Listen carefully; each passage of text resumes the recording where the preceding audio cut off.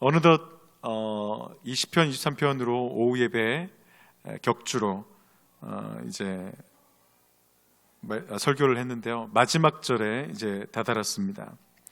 푸른 풀밭에서 꼴을 먹고 또 죽은 자와 같은 그런 영혼이 소생하게 되고 사망의 음침한 골짜기를 지났습니다.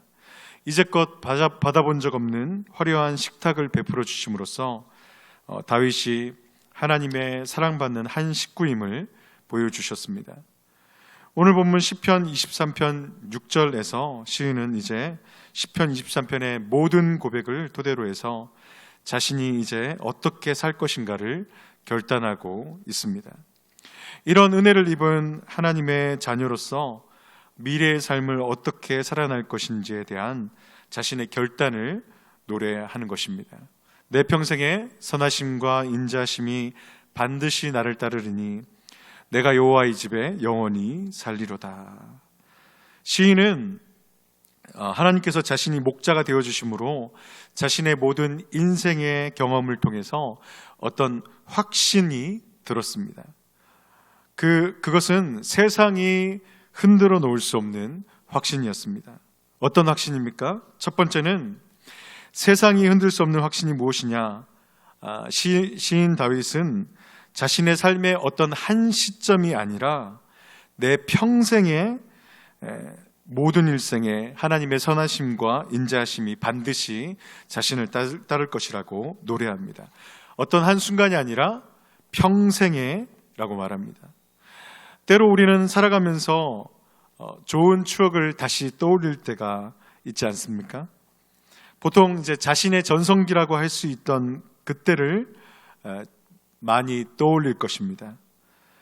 영자의 전성시대.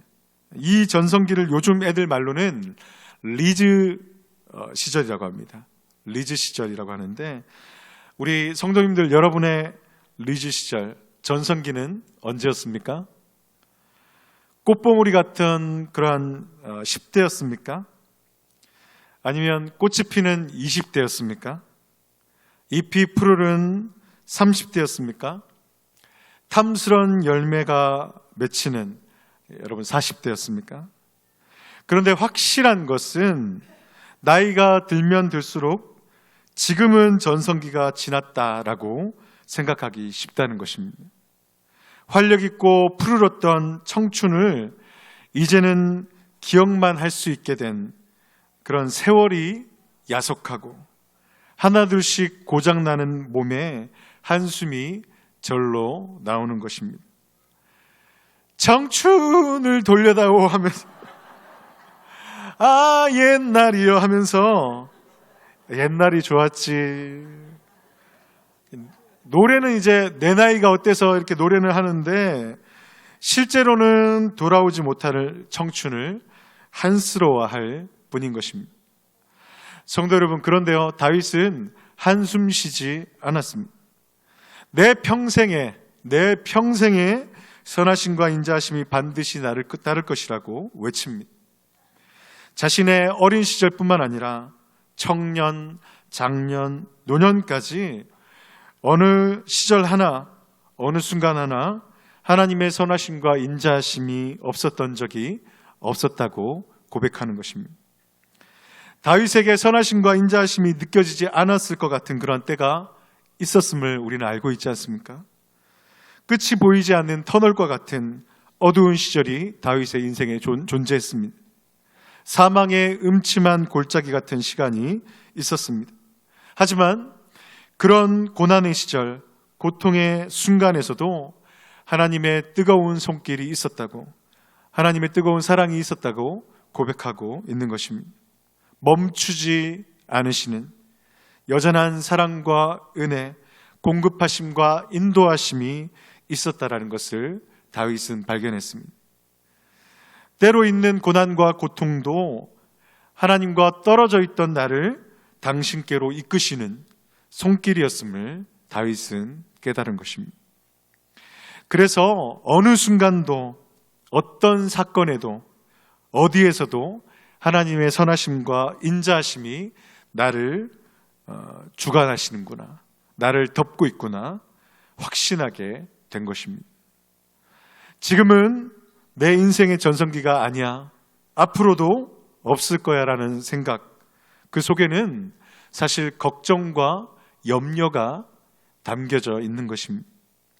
시간은 거꾸로 흐르지 않기 때문에 나빠졌으면 나빠졌지 좋아질 리가 없어, 그렇게 생각합니다.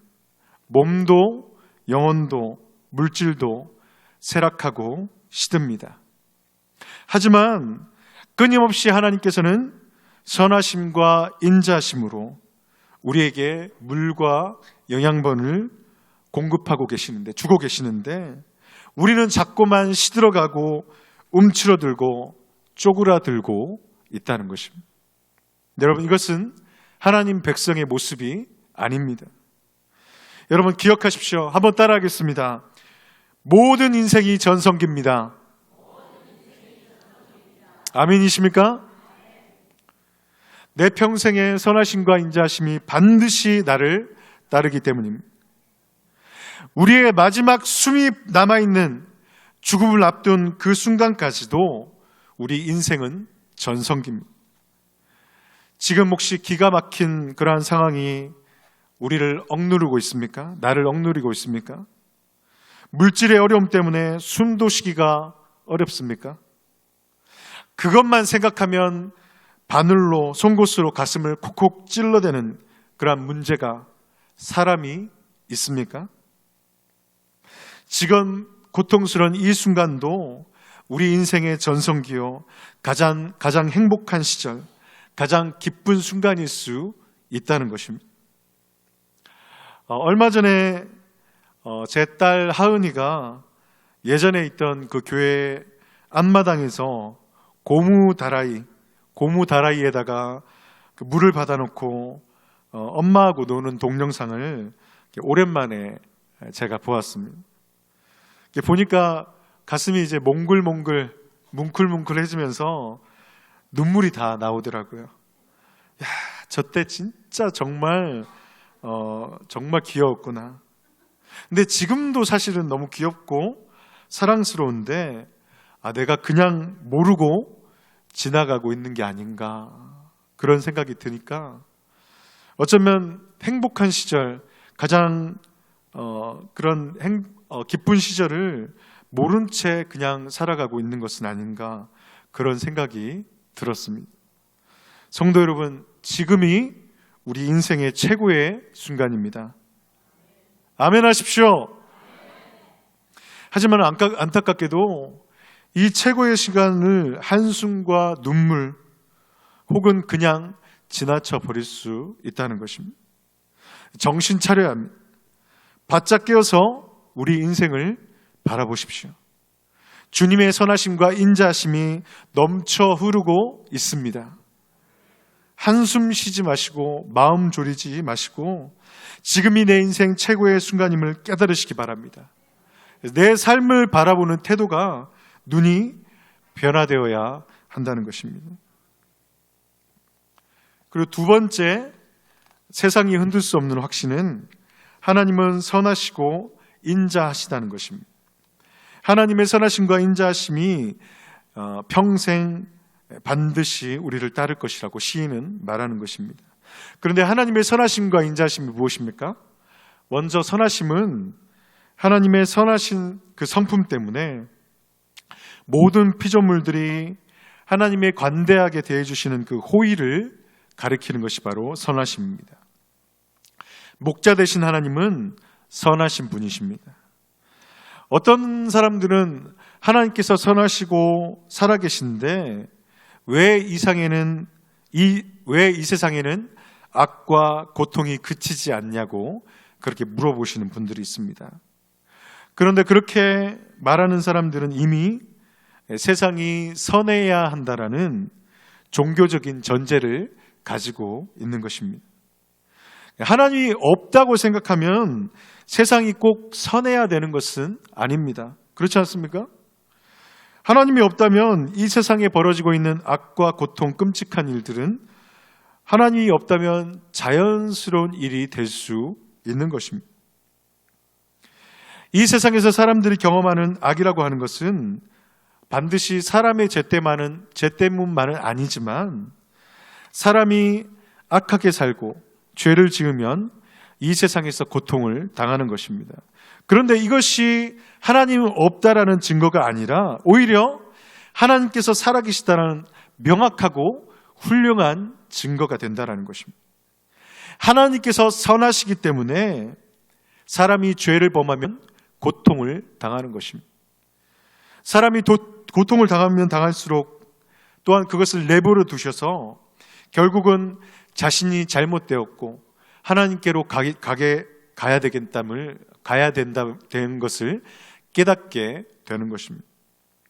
모든 사람의 불행은 하나님 바깥에서 행복해지려고 하다가 벌어지는 것입니다. 하나님께서는 선이시기 때문에 하나님 바깥에서 행복해지려고 하는 모든 사람들은 하나님을 대적할 수밖에 없는 것입니다. 이런 사람들은 불행해지고 고통스러워지는 것은 하나님께서 그를 사랑하신다라는 증거입니다. 그렇게 해서라도 그들을 깨우쳐 하나님께로 돌아오게 하고자 하는 하나님의 사랑인 것입니다. 시인은 또 하나님의 인자하심을 노래합니다. 인자하심은 히브리어로 헤세드라는 단어입니다. 하나님의 사랑의 성품 때문에 가치가 없는 인간에게 베푸시는 자비와 사랑을 뜻하는 단어가 바로 이 인자하심이라는 것입니다. 성도의 삶은, 인간의 모든 삶은 이 하나님의 인자하심의 빛을 지고 있는 것입니다. 예전 1세기 로마라는 나라가 있었지 않습니까? 로마 제국이 있었는데 그 당시에 로마라는 도시는 정말 참 대단한 도시였습니다. 로마 제국 전체 인구가 1억이었는데요. 전 세계 인구가 7억일 때 로마 인구가 1억이었고 로마라는 도시에 사는 인구가 50만이었는데 이것은 그 당시로는 상상할 수 없는 그러한 숫자였습니다. 이 로마라는 도시에 아침마다 벌어지는 놀라운 풍경, 놀라운 광경 하나가 있었는데요. 그것은 뭐냐면은 수백 대의 마차가 맛있게 만든 빵을 가득 싣고 온 거리에서 그 빵을 나눠주는 광경이었습니다. 이 빵을 나눠주는 대상은 너무 가난해서 굶주린 사람들이었는데 매일매일 그렇게 나눠줬다고 합니다. 아무런 대가 없이 말입니다. 왜 그랬을까요? 로마 사람들은 생각했습니다. 이 영광스러운 도시 로마의 성 안에서 누군가 굶어 죽는다는 것은 로마의 수치다. 그래서 빵을 나누어 줬다고 합니다. 그래서 빵을 받으러 오는 사람은 누구냐, 착한 사람이냐, 나쁜 사람이냐, 남자냐, 여자냐, 노예냐, 그런 것 따지지 않고 주었다고 합니다. 그러니까 로마가 가지고 있는 자부심과 또 굶주린 사람들에 대한 애정이 가난한 자들에게 빵을 나눠주게 했던 것입니다. 이것을 하나님의 인자하심과 관련지어서 얘기하면 우리에게 어떤 장점이 있어서가 아니라 잘한 것이 있어서 아니라 하나님의 성품 자체가 인자하시기 때문에 혜택을 받는 것이 바로 헤세드, 하나님의 인자하심입니다. 그래서 누구든지 아무리 끔찍한 죄인이라도 주님께 피하면, 주님께로 가면 사람은 그들을 버렸어도 주님은 결코 그들을 버리지 않으신다는 것입니다. 시인 다윗이 산전수전을 다 겪으면서 목자 되신 주님을 모시며 산 인생의 결론이 바로 하나님은 선하시고 인자하시다라는 것입니다. 또한 그것이 일평생 자신을 따른다라는 것입니다. 그러므로 하나님의 선하심과 인자하심을 힘입어 살게 될 것이라는 것을 다윗은 그렇게 확신했던 것입니다. 성도 여러분, 하나님의 선하심과 인자심이 내 평생에 반드시 따른다는 것을 확신하시고 미래에 대한 모든 불안과 염려를 떨쳐내시는 행복하시는 여러분들 되시기를 바랍니다. 마지막 세 번째, 세상이 흔들 수 없는 확신은 내 평생의 선하심과 인자하심이 반드시 100% 아니 1000% 나를 따른다라는 확신입니다. 한번 따라하겠습니다. 나를 따른다. 내 평생의 선하심과 인자하심이 나를 따른다라는 것입니다. 여기에서 따르다라는 히브리 단어는 추격하다라는 의미를 담고 있습니다. 여러분, 추격이 뭔지 아시지 않습니까? 주님의 선하심과 인자하심이 내가 막 이리저리 피해도 나를 추격해서 반드시 나에게 오게 돼 있다라는 것입니다. 도망간 노예를 쫓는 추노꾼처럼 범죄자를 뒤쫓고 추격하는 형사처럼 목표물을 향해 발사된 유도 미사일처럼 주님의 선하심과 인자하심이 나를 추격한다는 것입니다. 여러분, 요즘에 그 미사일 기술이 엄청나게 발전했습니다. 초기 미사일들은 날아갈 수 있는 거리가 고작 몇 킬로미터밖에 안 됐는데 지금은 미사일 엔진이 최고 200km까지 그렇게 비행할 수 있다고 합니다. 그리고 예전에는 대상에서 나오는 그런 열이나 적외선을 쫓아가는 그런 정도였는데 현재는 엄청난 기술로 발전했습니다. 미사일을